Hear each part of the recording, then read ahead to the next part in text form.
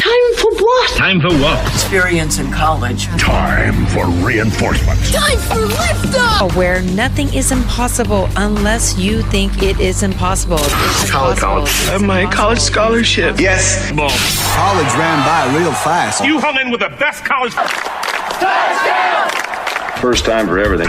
Well, what are you waiting for? What are you waiting for? Let's do this thing. Genius, let's do this thing! If you're listening to this and you're currently a junior, I want to tell you that if you feel that there's a lot of questions going around, if you're hearing a lot of misinformation, you are not alone. There are even college representatives across the nation that may say to you, I don't know. What am I talking about? I'm talking about to test or not to test. Yes, we're back at this subject again.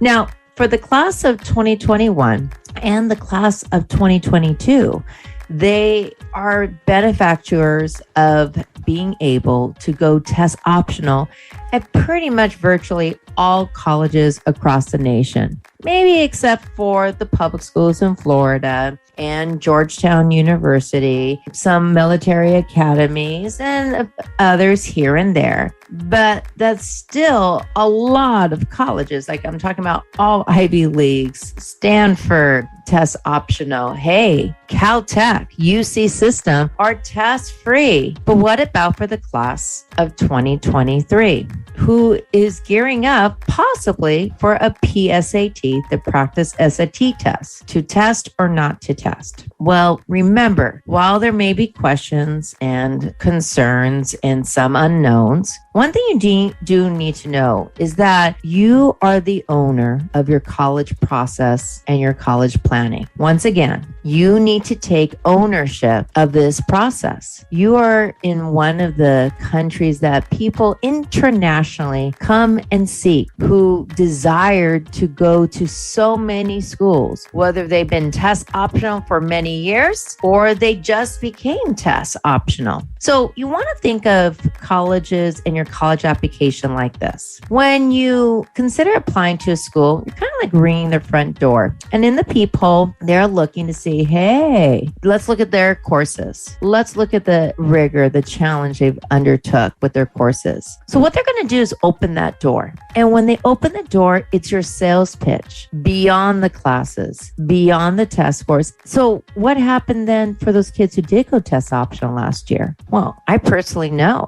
kids who applied at Johns Hopkins with no test scores. And not only were the doors open, they were asked to come in, or Stanford, or Yale, or many other amazing colleges out there. And some campuses like UC's and Caltech won't look at your test scores, because when they open the door, they want to hear your sales pitch. What did you accomplish in your activities? What did you learn?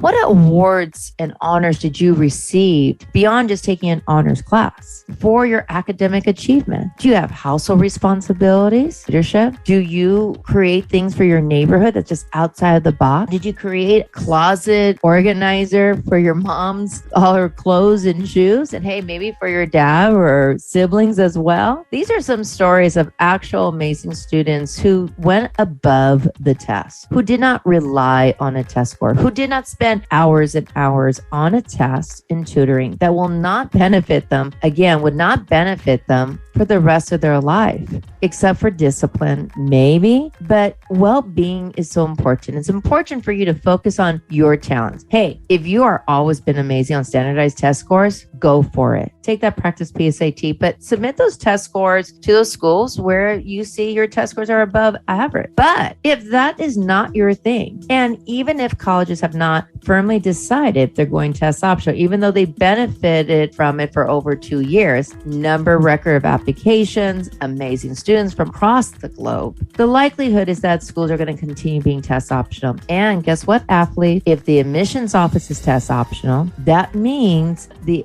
athletics program will follow usually what the admission says. And guess what? If the admissions also says it's test optional, merit scholarships are also test optional too. So you could spend the time focusing on improving your grades. Maybe take a concurrent enrollment class for free at your local community college that's transferable, it save you money. Apply for some scholarships, some awards, help your community, learn about subject matters at home, about things that you can talk endlessly about and learn from and benefit from, and then add to your sales pitch. Again, take ownership with this process. Take ownership of the decisions. With hours and hours and hours about studying for a test on one day, really demonstrate all who you are. Many times I'll encounter some people with a great test score and great GPA. But when I say, well, tell me about your accomplishments, silence. Don't let your life be only about just a number. Let your life be about you. And if you're not sure where to explore, go out. Tell people what you're interested in. Think outside of the box. You do not have to do that alone. Collaborate with other people. And even if you fail, what a great learning experience. And if you decide, hey, I don't like this anymore, that's a great information for you as you decide your major possible careers. The key thing is to engage, to be present, so you can show the colleges that you're a great, honorable, productive citizen beyond the classroom, beyond the number. And hey, if there's a college that you love that does require the test and you went test optional, you didn't take the test, you invested the time in you, well, they're a loss. There are so many schools out there. Go to FAIR, FAIR test.org to get update information. Contact your college representatives from the college you're looking at if they have not firmed up their decision for the class of 23 or beyond, and say, hey, I'm planning going test optional. I hope you are too. Let them know. True story, had a conversation with a college representative. They had no idea all the stress that was going on. As a former test coordinator, I remember the long hours, kids waiting outside, sometimes in the rain, just to get registered and processed into the test room. I remember how kids are hungry, thirsty, the stress. You have to ask yourself what's worth it for you and what's beneficial for you, short term, midterm, long term. And feel free to talk to various people who are very familiar with the process. But remember, trust your gut, trust yourself, know yourself. And again, you are the owner of this college process. Make those colleges know they're lucky to have you. Until next time. Thank you for listening to our podcast. We really appreciate you taking the time out of your precious day to listen to us. So subscribe so that you could download this podcast wherever you may be.